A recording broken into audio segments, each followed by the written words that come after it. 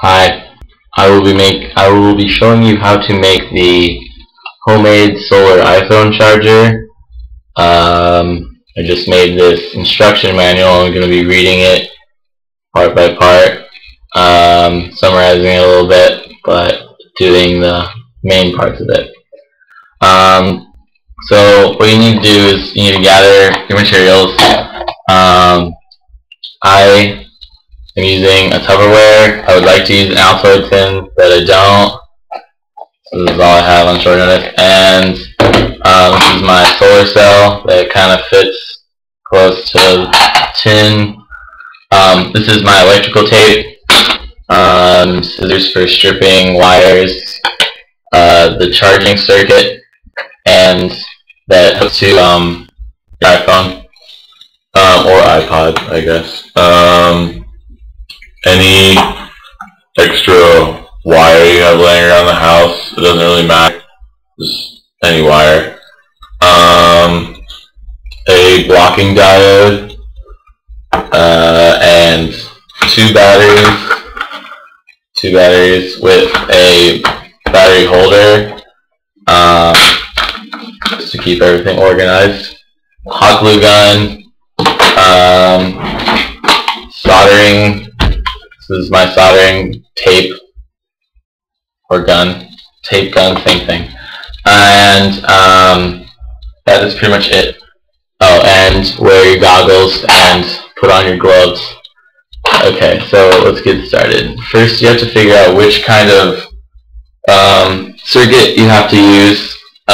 This circuit came off of any one of those emergency chargers that you like plug your phone into, where it has like an internal battery in it, and so you just take that apart and expose the circuit and make sure it works with iPhone. The retractable ones are the ones that work best because their circuit is more simple. It's important that you have this right circuit because for the newer iPhones, like iPhone 4, 4S, and iPod Sports generation and up,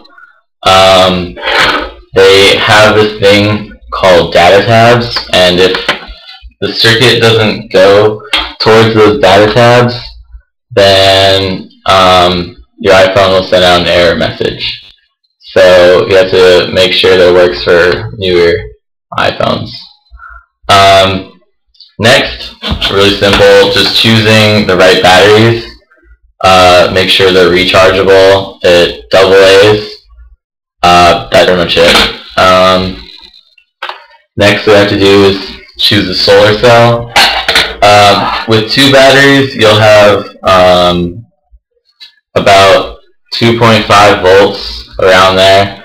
So your solar cell, you want to have 3 to 4 volts, because solar cells aren't really that efficient yet. So we need more voltage out of the solar cell to get the right voltage for the batteries. Yes. So next we're going to start finally putting it together. So just take any of your wires you have laying around the house and strip them cut them about 8 inches, give or take, it doesn't really matter. And then strip them off using your stripping tools. And then what you're going to do is connect them to the positive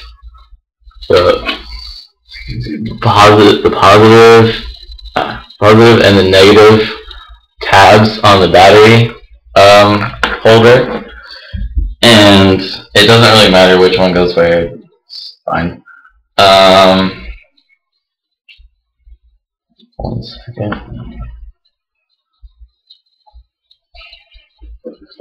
Alright, connect those. Now you're going to want to strip the wires that go to these wires are going to go to the solar cell, and these wires are going to go towards the circuit.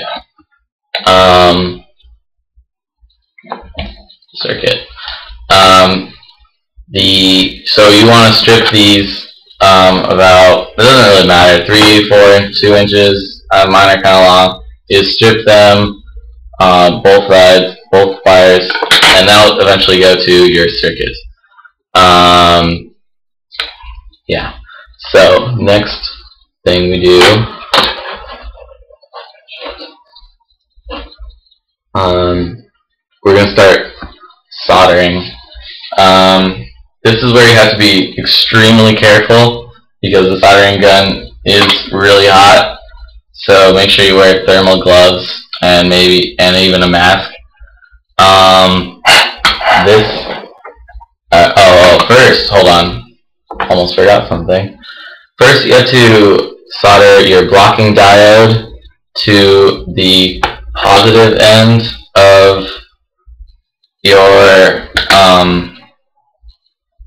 wires coming from the battery tab, and this black end is the negative end of the diode, so you're going to solder it to the positive end of the batteries, and then you're going to solder the whole combination to the solar cell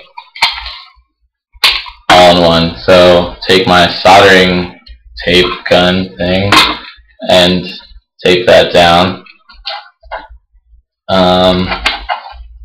Next, really simple, just solder the other negative wire down. Alright, now that that's done, you have to solder the circuit to the batteries. This is the negative wire and this is the positive wire, which would be red in real life, but oh well. So you're going to connect the negative wire to the negative end and solder that down, and then the positive wire to the positive end. These are really easy to find. We'll just say positive and negative on them. Soldering tape again. And it's not, you just have to be careful to put only a little bit of solder on the circuit because it could mess up other connections in the circuit and then not make it work right. So that's pretty much the only task there. So now everything is all put together. So what you can do is just throw some batteries in here. They could be non-rechargeable or rechargeable. It doesn't matter. Just if you use non-rechargeable, make sure no sunlight is getting on this, and then you just plug it into your iPhone, and you should get they have to be fully charged. You will get a charging message. See, and then since everything's working now, you can put it in a nice container to carry it around in. If I had an Altoids tin, I would like that better because you can just fit that in your pocket and you're on your way every day. So first off, before we set anything in, we're going to want to tape the insides of the tin. If this was tin, you tape the insides of it where your circuit is going to be, so there are no possible short outs between the metal and the circuit. Yeah, and also you're going to tape with electrical tape any other where solder isn't, or where solder is like visible. So just tape over all that solder, and then tape over the circuit. That's pretty much all the exposed wires you'll have. Maybe even on these battery tabs, but the battery tabs usually are fine. So first, before you glue anything down, you want to place it all out, and just to make sure everything fits nicely. This solar cell, for one with the Altoids tin, I designed it so it could go in the bin, but I don't have, anything. So that's that. Oh, blind. Okay. So everything fits. Start gluing. But before you start gluing the battery cell, you want to take out the batteries just in case. Just in case the batteries also touch the hot glue, and get stuck in there forever, and you can't change your batteries. So we're gonna hot glue now, glue that down, and then glue the circuit down. And be sure, and you can never use enough hot glue on the circuit, because put your batteries back in. The circuit, the hot glue acts as a barrier between water, any dust, or any other contaminants that could possibly can harm it. So now pretty much everything is done and put together.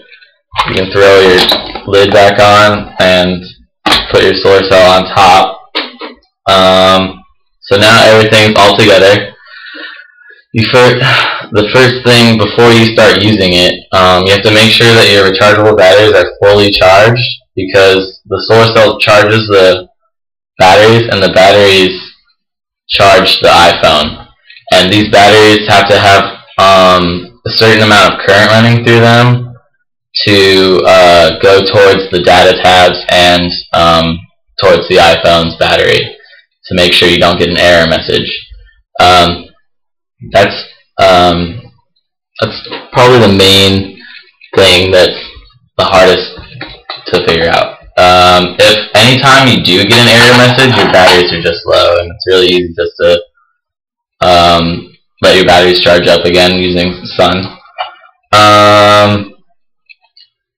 But when you do place your solar cell out in the sun, you want to place it at about a 45-degree angle, so that the sun's rays hit it at a perfect point, and you want to point at the sun.